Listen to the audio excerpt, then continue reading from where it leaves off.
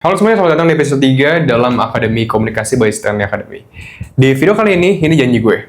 Setelah lo selesai nonton video kali ini, dan dengan sadar mempraktekkan apa yang bakal kita bahas dalam video kali ini, gue jamin, omongan dalam kebiasaan komunikasi lo, itu bakal 100% lebih jelas, lebih mudah dipahamin sama orang-orang di sekitar lo, dan lo bakal sembuh dari masalah belibet. Jadi dalam video kali ini, kita utamanya bakal ngebahas mengenai gimana caranya bang, gue bisa ngomong dengan jelas.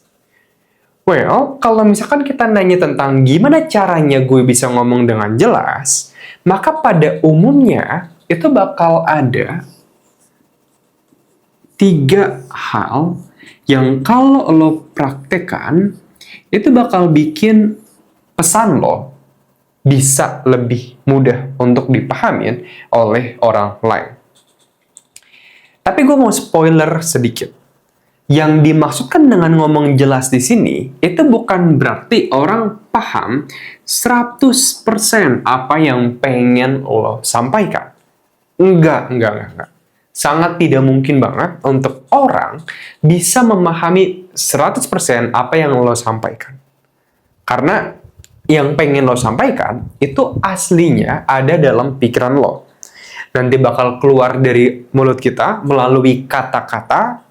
Kata-kata ini bakal diterima oleh kupingnya lawan bicara, terus dicerna dalam pikiran mereka, mencari apa nih yang dia maksudin dengan kalimat atau kata-kata ini. Jadi proses itu dari mulut kita keluar dari kata-kata, kata-kata diterima oleh kuping lawan bicara, lalu dicerna lagi oleh otaknya, itu pasti ada yang disebut sebagai ketidakefisienan dalam proses komunikasi. Jadi akan selalu ada aja, misalkan yang awalnya lo pengen 100%, mungkin cuman diterimanya itu kurang lebih di angka, let's say, 30%. Jadi nggak mungkin banget otak lawan bicara bisa mencerna 100% apa yang pengen kita sampaikan. Goals kita adalah meningkatkan persentase yang awalnya cuma 30%, mungkin bisa menjadi sampai dengan 70%. Dan ini bisa kita lakukan dengan ngelakuin 3 tahapan ini. Dan gue bakal mulai dengan yang pertama, yaitu gue sebut sebagai struktur bicara. Dan gue bakal jelasin apa yang gue maksud dengan struktur ini dan gimana caranya kita nerapin struktur ini dalam kehidupan komunikasi kita. Sebelumnya, gue bakal mulai dengan kenapa struktur ini efektif. Dan gue bakal ngejelasin dengan cara demonstrasi. Lo bisa lihat kurang lebih kalau misalkan seandainya gue ngomong gini. Gue bakal tandain deh ya. Jadi lo nilai gue ngomong 2 skenario. Ini yang pertama. Halo semuanya, ya kenalin nama gue Jason, gue adalah perwakilan dari Stanley Academy. Iya, di video ini kita bakal ngebahas ada 3 cara biar kita bisa ngomong dengan jelas. Ini efektif juga teman-teman semua karena ngomong dengan jelas itu kan penting ya. Iya, dan ada 3 langkah. Kita bakal mulai yang pertama. Oke, jadi itu yang pertama. Sekarang gue bakal mulai dengan yang kedua, lo bisa nilai juga. Halo semuanya, perkenalkan nama gue Jason. Gue adalah perwakilan dari tim Stanley Academy, dan pada presentasi kali ini, kita bakal ngebahas tentang gimana caranya kita bisa berbicara lebih jelas. Itu penting dan efektif banget. Kenapa? Karena kalau sampai orang miskom atau salah menangkap apa yang kita sampaikan, kita bakal dibenci sama orang lain. Ya lu hari ini ganteng banget ya. Dia mikirnya kita nyindir dia. Terus bang, gimana caranya kita bisa ngomong dengan jelas? Well, ada 3 langkah. Gue bakal mulai dengan yang pertama. Nah lo lihat, ketika gue ngomong kayak gitu, apa yang gue sampaikan itu lebih jelas untuk dimengerti. Bang, kenapa? Karena gue memiliki sebuah hal atau menguasai sebuah hal yang disebut sebagai struktur bicara. Atau pada intinya adalah, apa sih yang pengen lo sampaikan? Nah, pada umumnya, struktur bicara itu bisa lo terapkan ke dalam kebiasaan komunikasi lo dengan 2 jenis. Jadi ada 2 kotak di sini lagi. Ada yang gue sebut sebagai struktur bicara formal dan ada yang informal. Struktur bicara formal adalah lo menyiapkan apa yang pengen lo sampaikan dalam konteks obrolan yang formal. Jadi lo punya waktu lah untuk menyiapkan apa yang pengen lo sampaikan. Contoh, misalkan nanti pas lo lagi mau presentasi, untuk ngebahas hasil kerjaan lo, kinerja lo, ya itu berarti strukturnya formal. Karena lo punya waktu untuk menyiapkan diri lo sebelum nanti presentasi. Ada juga yang informal. Contoh, ketika misalkan lo bakal lagi mau ngobrol sama temen lo, kan lo nggak mungkin kan, bro bentar ya bro ya, sebelum gue jawab omongan lo, gue nulis dulu nih apa yang pengen gue omongin. 1, ini, 2, ini, 3. Jadi lo nggak punya waktu. Nah, jadi ada 2 skenario yang dimana kita harus nerapin struktur bicara. Gue bakal mulai dengan struktur formal. Ketika lo punya waktu untuk menyiapkan omongan lo, pada umumnya lo bisa nyusun menjadi 3 bagian untuk omongan lo. Ada yang disebut sebagai opini utama, ada yang disebut sebagai opini pendukung, dan yang ketiga itu adalah contoh, atau bisa juga analogi. Bang, gimana caranya gue nerapin ini ke dalam omongan gue? Nah, misalkan lo harus ngebawain tentang sebuah presentasi akan apakah tim marketing sudah efektif dalam kinerjanya 6 bulan belakangan. Gue punya waktu untuk menyusun omongan gue. Maka, presentasi gue akan gue awali dengan opini utama gue. Atau intinya apa yang bakal lo bahas, tapi cuman 1 ide doang. Jadi, pertanyaan adalah, apakah tim marketing sudah efektif? Maka opini utama gue bisa gue bilang bahwa sudah efektif atau belum efektif. Jadi intinya adalah, lo mau yang mana? Nggak bisa gue bilang, misalkan gue ditanya, Son, lo setuju gak sama filsafat stoikisme? Gue nggak bisa bilang kayak, gue setuju sih, tapi gimana ya? Kalau dibilang setuju, gue juga sempat keinginan ini juga tuh sama si Dostoyevsky. Tapi dia juga bagus juga sih. Intinya apa yang pengen lo sampaikan? 1 hal aja. Untuk yang contoh tadi, gue bakal milih untuk bilang bahwa menurut saya pribadi, dari hasil data kami juga, menunjukkan bahwa tim marketing sudah efektif kinerjanya 6 bulan belakangan, Bapak Ibu semuanya. Kenapa?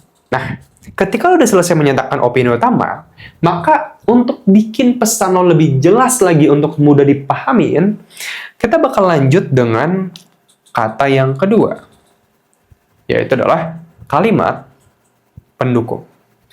Kalau kalimat utama adalah inti yang pengen lo sampaikan, kalimat pendukung adalah segala informasi yang mendukung kalimat utama lo. Atau lo menjawab pertanyaan dari kenapa. Misalkan, ketika gue menjelaskan tentang kinerja marketing sudah efektif 6 bulan belakangan, lalu gue bertanya kenapa, maka jawaban dari kenapanya itu adalah opini pendukung gue. Bisa gue bilang misalkan, ini karena ada 3 hal misalkan. Yang pertama, marketing sudah efisien dalam mengelola budget marketing. Yang kedua, marketing meningkatkan return on investment dari iklan kami dari yang awalnya 10 kali lipat menjadi 20 kali lipat. Yang ketiga, tim marketing juga sudah meningkatkan penjualan sales dari yang awalnya 1,5 miliar menjadi 3 miliar atau sebanyak 50%. Oleh karena itu, kami itu sangat positif bahwa kinerja tim marketing sudah efektif selama 6 bulan belakangan. Nah, ini itu contoh dari opini pendukung. Biasanya, ketika lo ngobrol sama orang, ketika lo menjelaskan opini utama dan opini pendukung lo, itu aja udah cukup efektif untuk bikin pesan lo lebih jelas. Tapi bakal lebih efektif lagi sebenarnya kalau lo berikan contoh. Contoh adalah analogi atau sebuah kasus yang bisa lo berikan yang menunjukkan kebenaran dari opini pendukung lo. Misalkan kayak gini, oke? Pas gue bilang ke lo tentang tim marketing sudah efektif 6 bulan belakang. Kenapa? Karena yang pertama, tim marketing sudah meningkatkan ROI atau return on investment dari yang awalnya 10 kali lipat menjadi 20 kali lipat. Ada gak contohnya? Oh, misalkan. Contoh, dalam periode 27 Juni sampai 27 Juli, dalam periode ini, kita bisa lihat di data sana, dari FB Ads kita, terlihat jelas dalam periode tersebut return on investment kita itu meningkat jadi 20 kali lipat. Ini jika dibandingkan dengan periode dari Agustus sampai Juni yang hanya 10 kali lipat, di sana maka kita bisa melihat ada peningkatan sampai dengan sekitar 2 kali lipat. Jadi 10 menjadi 20 atau sebesar 100%. Jadi simpel adalah lo ngasih contoh dari apa yang lagi lo sampaikan di opini pendukung lo. Nah, struktur ini dalam konteks formal itu efektif untuk bikin pesan lo lebih jelas. Tapi gimana dengan yang informal? Ketika lo ngobrol sama teman.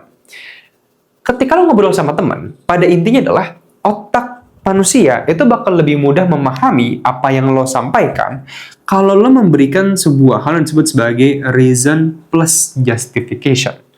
Atau Allah memberikan opini utama lo, tapi juga ada alasannya, justifikasinya. Lo jadi memberikan justifikasi dari alasan lo. Gue bakal jelasin itu maksudnya apa. Contoh, gue ngomong kayak gini kalau, iya nih, aduh gue lagi pusing bro. Terus udah tuh, terus misalnya kayak gini lagi. Ya, lagi sedih nih gue bro, lagi galau nih gue nih. Terus kayak gitu. Kalau yang kedua, gue ngomong kayak gini kalau misalkan. Ya nih bro, gue lagi sedih, soalnya kemarin gue habis diputusin sama mantan gue. Ya nih bro, gue lagi pusing nih, aduh. Biasalah, kemarin gue habis interview kan, ditolak. Nah, lo lihat. Ketika lo ngomong opini utama atau apa yang pengen lo sampaikan dan lo menjelaskan alasan dari kenapa lo ngomong kayak gitunya, otak manusia itu bakal lebih mudah memahami apa yang lo sampaikan. Karena otak kita itu seringkali cenderung secara tidak sadar menanyakan pertanyaan dari kenapa. Misalkan, gue setuju bahwa Big Bang itu yang benar loh. Kenapa? Tapi kalau misalnya gue bilang kayak, gue setuju sih bro, Big Bang itu yang benar. Karena gini, gue tanya ke lo. Pada intinya, kalau semua hal itu ada penyebabnya, lah harus ada akhir dong dari segala penyebab. Nah makanya gue bilang Big Bang itu benar.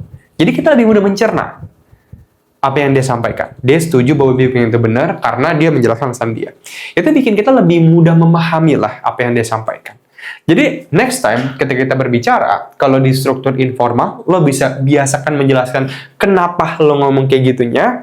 Kalau di struktur formal, kita bisa menjelaskan sesuai dengan alur yang udah kita buat. Opini utama, opini pendukung, data atau fakta pendukung.